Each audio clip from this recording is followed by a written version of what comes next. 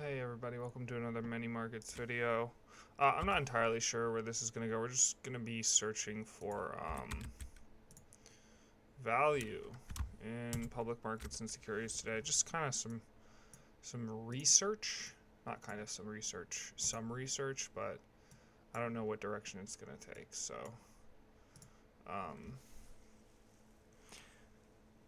yeah. So basically, let's see here. How do I want to start this?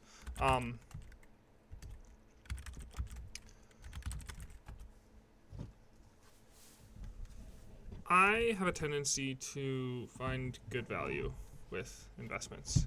However, I have not always put my money where my mouth is. And so one could say, like, oh, how do you actually know if you're finding good value? And I guess that's a fair point, but the things that I tend to think have a good future on a macro scale tend to have a good future. And so one of these things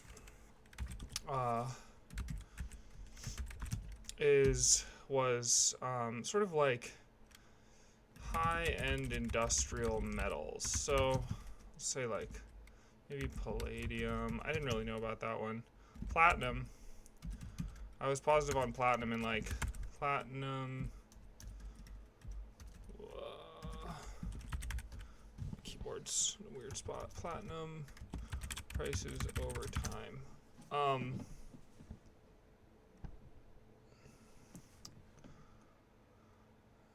Yeah. Platinum has gone up a lot. So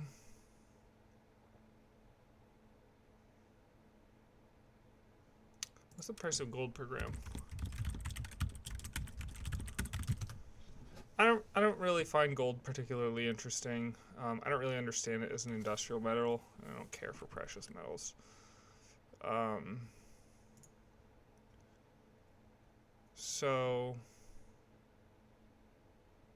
let's see. All this troy ounce stuff. I don't know how much is a per ounce. 5486 per ounce, 176 per gram. Okay, so platinum's a little cheaper than gold, it looks like, maybe. Platinum's lighter, as far as I know. It's harder. Anyway, this is an example of a market that I understood it didn't move on. So, one of the things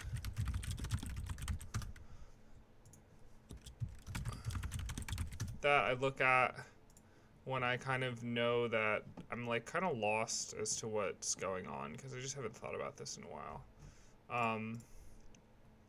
is the biggest companies in the world. And I'll just sort of go through any company that I don't already have some understanding of. I'll try to dig into if it's something I'm interested in. ExxonMobil, I find energy interesting. I don't know if it's value right now. ExxonMobil, Yahoo Finance. I just want to see its price to earnings right now. All right, it has a PE of 20, about 20.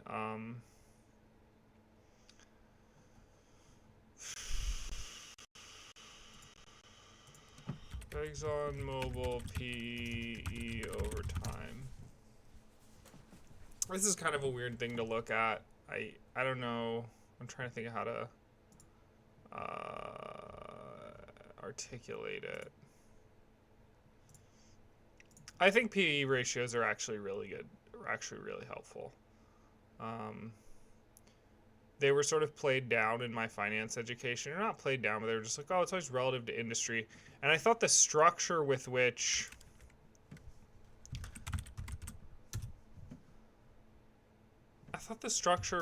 people looked at finance from a macro lens, the math made sense to me, right? A lot of the math, let's say, a lot of the math in traditional finance made sense to me. A lot of the structure for how people went about valuing individual individual companies left a lot to be desired. So I don't know. I think I'm kind of poo-pooing it. It really is powerful, but like saying like, oh, ExxonMobil's an oil company, and like, let's look at Chevron, I guess. There's another one, Chevron, Yahoo Finance. And like oil companies should have PE ratios, for 24, right? Oil companies should have PE ratios that are around that. Like, that sort of way of thinking, I think, is kind of antiquated at this point. And the reason why is like you could say, like, maybe you would say these two companies are AI companies, right? NVIDIA and Alphabet. But they're not really. Like, to me, NVIDIA, I guess, is an AI company and a video game company, or like a graphics card, right? NVIDIA is a hardware company, I think. Maybe it's a little more now. I don't really understand it. I kind of want to dig into it, actually, now that I'm talking about it. And Alphabet's not. Alphabet's like let's see what their PE ratios are. NVIDIA PE ratio. Yeah, so 47. Alphabet PE ratio. And Alphabet's PE ratio is 32. Okay, so like you could say they're both AI companies, but they're kind of, I don't think they are, right? I think Alphabet is kind of like an internet infrastructure type company. And NVIDIA, you could say, is similar, right? If we're using these I use these LLMs sometimes, but NVIDIA is like, the value from NVIDIA gets delivered over the internet, but it's not exactly like an internet company. I think there's kind of a difference there, and that like people could build private AI centers, and Google's more of like I guess maybe more what I mean is like NVIDIA's main customers are business. This is kind of a B2B company. This is a B2C company. I don't know, man. I'm kind of thinking out loud here, but they're just structured. They're not the same, even though they might get put in the same category. And you might say like, oh, they should have PE ratios from 30 to 40 or 30 to 50 or something like that. International Bank of China is my guess what that is. I don't know what ABV is. SK Hynix makes RAM. I am curious what SK Hynix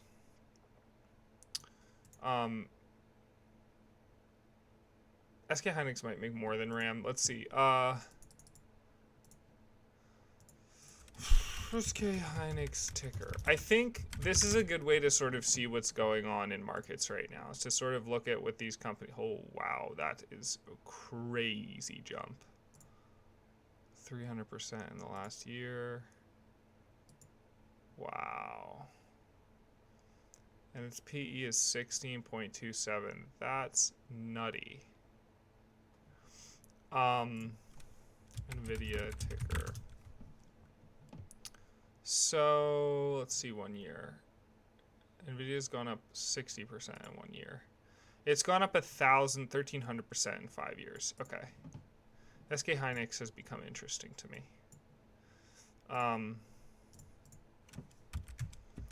So sorry, I know I'm kind of all over the place here.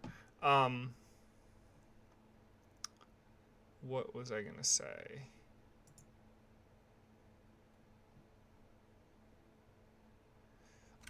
Just looking at like to try and get a scope of like where we at in time and sort of what markets are relevant. I do think it's interesting to look at these sort of top companies and what's changed, and you should, and just knowing like what all these companies do, like what are the underlying basis of their economics.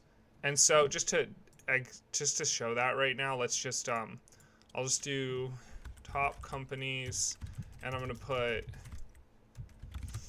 NVIDIA, and I'll do LLM infrastructure, Alphabet, internet. What's the basis of their say ads, internet dominance? I don't know. I don't want to talk about Alphabet right now. I'm being lazy. Apple, Hardware. I think Apple is a hardware company. It's a consumer experience company. It makes tech easy for consumers. Microsoft, I don't know. They have their hand in so much stuff. Amazon, I think of Amazon as a distribution company. You may be like, oh, it's a server company in that, you know, AWS, whatever. I don't know. I like, what else does Amazon do? The Everything Store. The Everything Store. That's how they market themselves, right? TSMC makes chips. Premium chips. Monopoly on premium chips. On premium chips. Or maybe just premium consumer chips. Meta. I don't know, right? So this is understanding what influences how valuable these companies are, right? So if we don't need so much AI infrastructure or LLM infrastructure, NVIDIA will not be as valuable of a company. So SK Hynix, I don't like that I made all these rows like this. SK Hynix, 27. That's fine.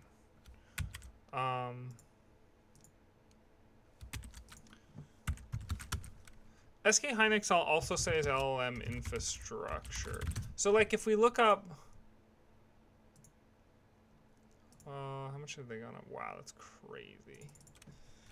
Why has SK Hynix become so valuable recently? It's going to say something to do with LLMs, is my understanding. There's a RAM shortage right now. Just going to write down a couple things here.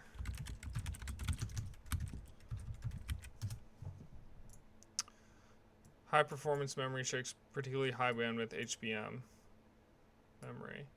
So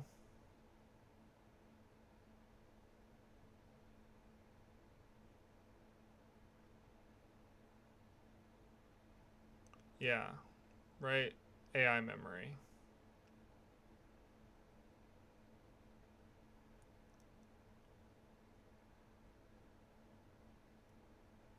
I don't really understand this. What is Vera Rubin platform?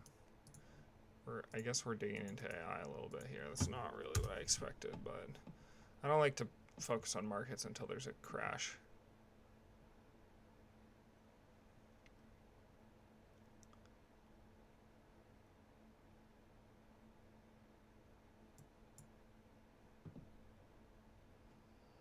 Yeah, it's just too much noise. I don't know what any of this stuff means.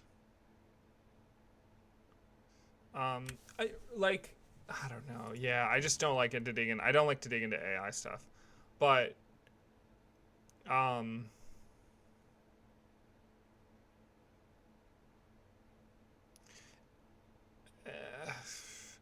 the feeling that I'm having, I'll write my feelings here. The graph of rich people's feelings, right? The stock market. A graph of rich people's feelings. I'm just writing that because I think it's funny. What am I doing here? So, let's see. This is one of those times where I just write stuff down without thinking too hard. Vibe. Current feeling. SK Hynix looks cheap. I don't think I own any SK Hynix. But I don't know. Man. You know, it's like if you buy an S&P, if you buy the S&P, then you do own SK Hynix. So maybe I own a tiny amount or something. I don't know what this company is, and it's 28th. Yeah, biotechnology. We don't care. We don't do biotechnology. That is just not something I'm interested in. And I don't want to pay attention to it. I am curious about what Netflix's PE is. Why? Let's do this. Let's see.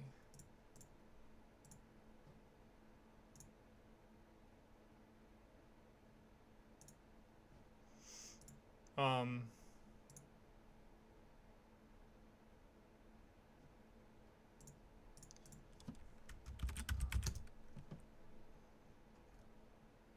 $33.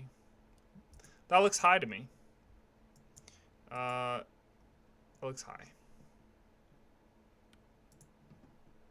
And the reason is that I think that Netflix is more elastic than, let's say, for example, Exxon.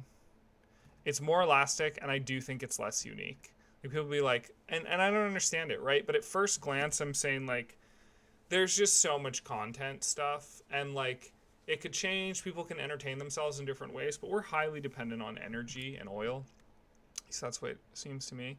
And so, like, that's being priced at a higher price to earnings seems silly to me. What's Roche?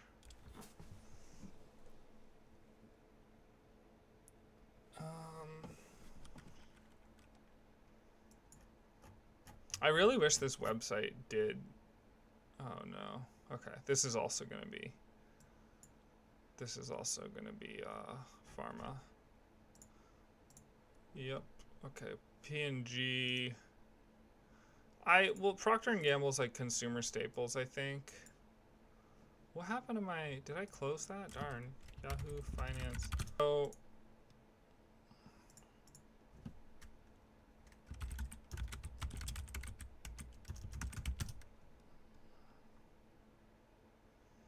So annoying. Just show PG. Did I just close that? Like, what's happening? Why? No, I just don't know where it is.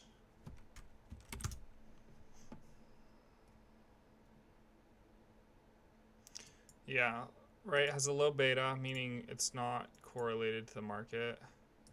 It has a PE that's whatever. How's it done the last year? Minus 11%. Why is it?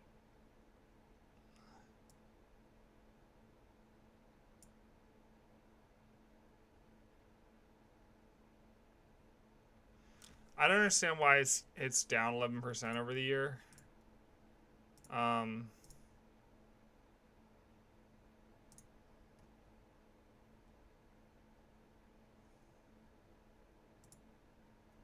Premium baby care and health push. Don't love that. Just me personally, I just don't care for that market.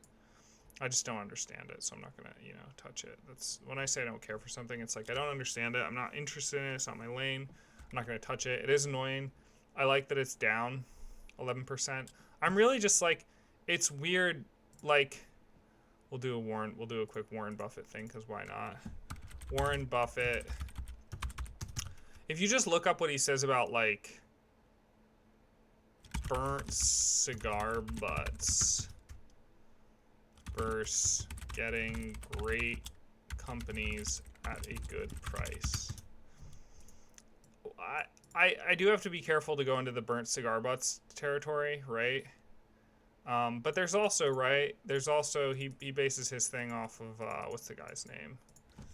The Intelligent Investor by Ben Graham, which is basically like, look for good, solid companies that are at a 30 to 50% discount. I may be paraphrasing, and that's like, yeah, I'm not saying this well, but like,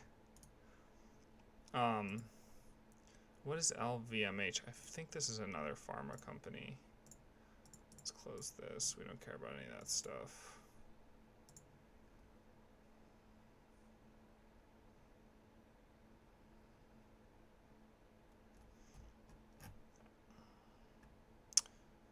Okay, yeah, this is retail.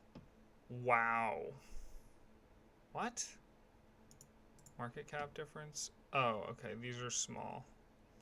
So LVMH owns a lot of retail. This is another market I don't really understand and don't like to touch. One thing that I am interested in, though, is Lululemon. This is so... Like, looking at charts is so silly. It's kind of silly. A P ratio of 12.228. This has gone out of vogue, apparently. I would look at Lululemon now because P is so short. And, like, what just happened? Lulu.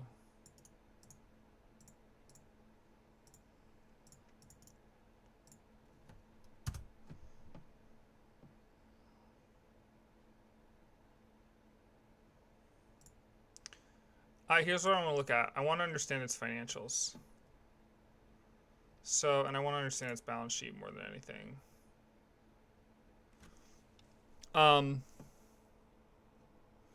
I want to know its EPS. Because here's what I'm thinking. It has total assets of 7.6 bill or something like that. 7.6, yeah.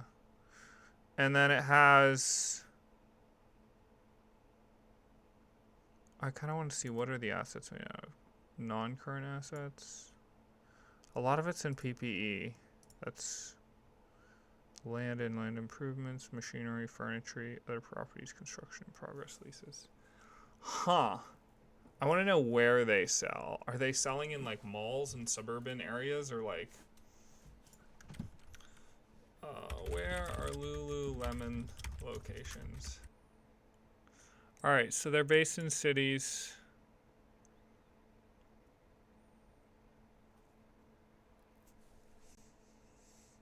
It looks like they're based in... Why are these four places are so... These have a ton of people, but these four states represent something else that I can't think of right now. California, Florida, Texas, New York. I think these are the biggest states by population, if I remember right, which is kind of an odd thing.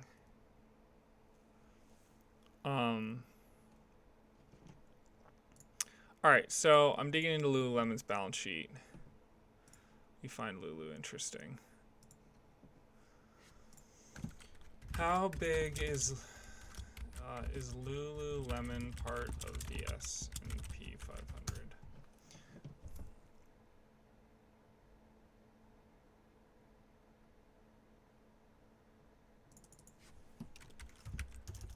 How big is Lululemon compared to other companies by market cap? I just want to know where it ranks, man. I want to know where it ranks in market cap. It'd be easier. It's a headache. Headache. How? Oh.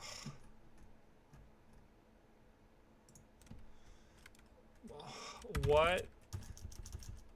Where does Lululemon rank in regards to the largest companies in the world by market cap?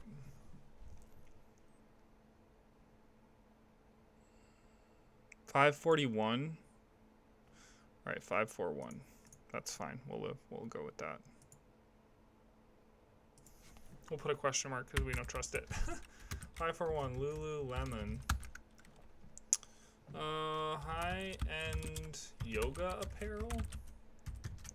I actually like this company for a variety of reasons, or I like it as a potential company. What's Lamb Research? Here's why. I want to see who its holders are.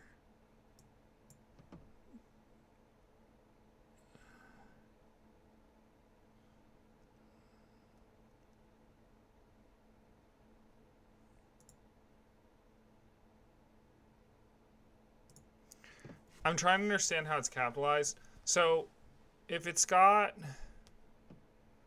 total assets,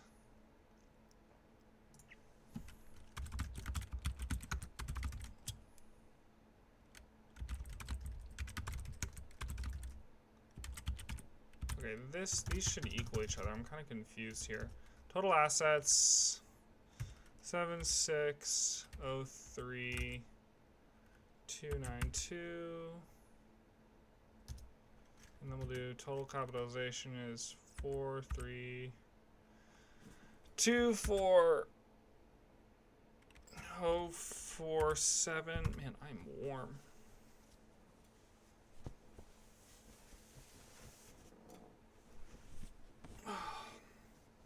Okay.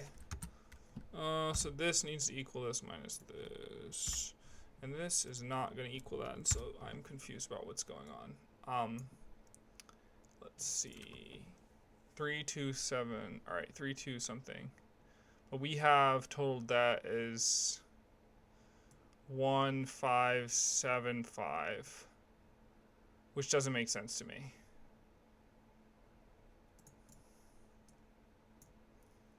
All right, so let's see. Why does I'm just overlooking something. This is so annoying. What happened? Common stock equity, capital lease, net tangible assets. Like 4125. I mean, all right, is that different?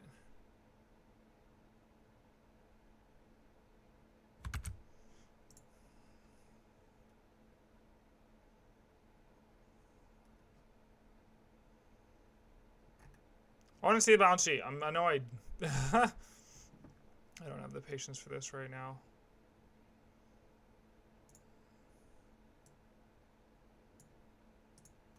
What is this? I didn't even search for this. I don't know what's going on there. Let's see. Why does assets not equal debt plus owner's equity here? Do shareholders equity.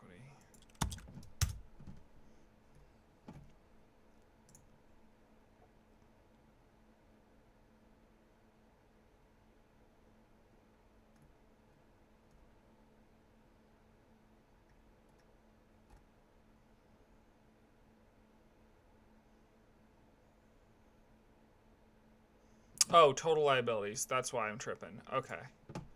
Where are total liabilities? Total liabilities, net minority. What is net minority what? What could... All right, let's see. 3279. Okay, that's fine. Okay, so debt over equity. Let's do...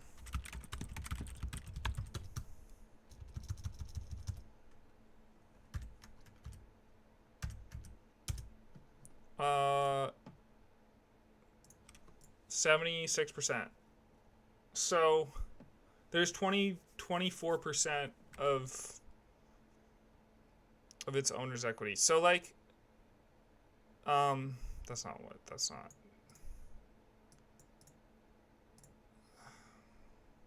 I want to take an example. I want to look at Apple. Because you just have to have a comparison. So we'll look at Apple. We'll do total assets. We're going to do the same thing because I want to see how it compares to a company like Apple, because I think, right, like this to me, I think is valuable just for their land, their leases, their stuff like that. Perhaps not. It kind of depends on where they are. I don't love that they're in cities. I actually really don't love that they're in cities, but this is all part of the game, man. It's all part of the game. All right, Apple financials.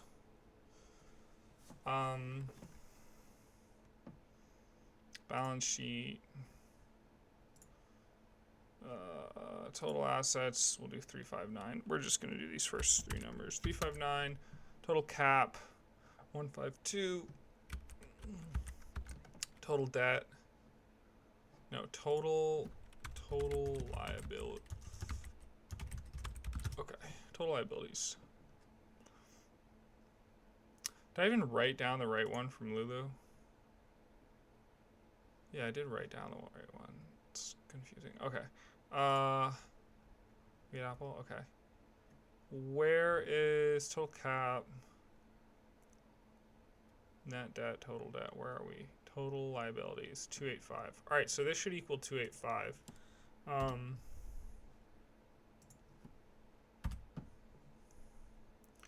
Whoops. I want these to be on the next line. 2 lines down, rather. Or 2 companies down. Wait, 207. What do we... Total cap, total lie. That says 285, so something's wrong here. Total assets, 359. Total cap, 152. What is this net minority? I can't even see the whole thing, and it's not going to let me extend it out. And I don't want to look at the friggin' SEC website. Ugh. Why can't things just not suck? All right.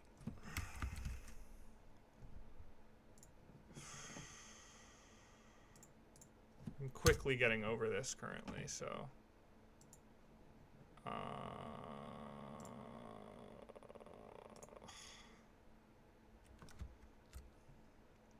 What a headache.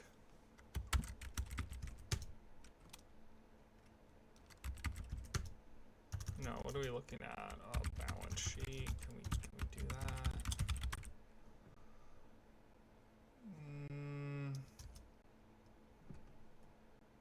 Total current assets, non-total assets, 359. Yep. Current liabilities, non-current. Shareholders' equity.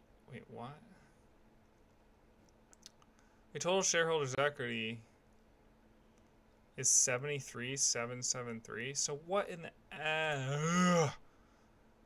total equity gross minority interest? What did we look at for LULU? Total liabilities net. Total gross equity total equity gross minority interest. I hate the way this is formatted. I really truly hate it. Total liabilities net minority interest.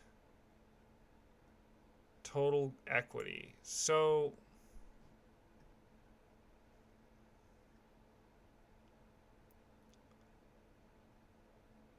like what is this is all just terrible. Common stock equity 73. What's it say for LULU? Common stock equity 4. So this is a terrible. At this point, I don't trust anything. This is garbage. But to illustrate the point, I think I'm just too tired for this probably.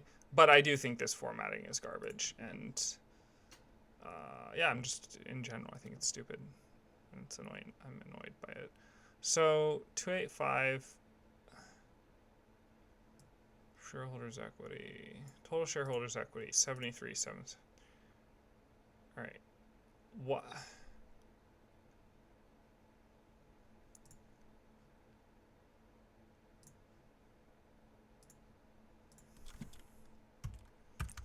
We're just gonna do 73. 286. So that makes sense.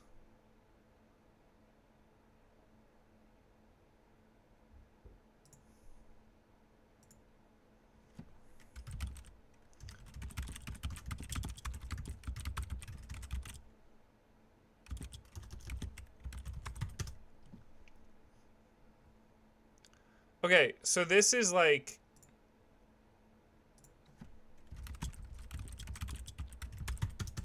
this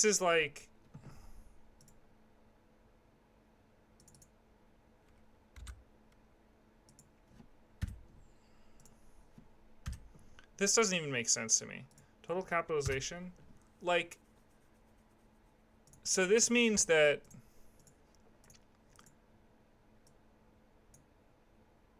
total liabilities are 75% of total capitalization for Lululemon, whereas that number is 3.9 times. So there's 3.9 times as much liabilities as there is total capitalization. So that makes Apple a heavily leveraged company, which is incredibly confusing to me. Apple debt to equity over time. Right, because like if Apple 10 years ago was just this huge, it had It had so much less leverage.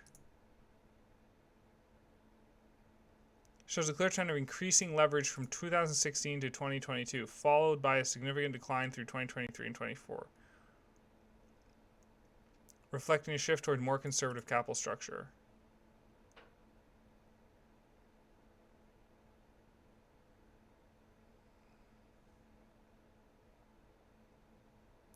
I don't understand where they're getting these numbers from. Like, okay, so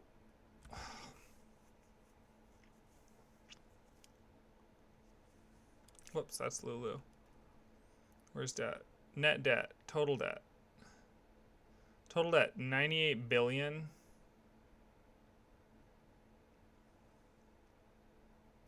I'm now grumpy. I'm over it. Maybe we'll continue this in the next one, but this is giving me a headache. And I'm annoyed. I don't want any of this. I don't want any of this. See you in the next one.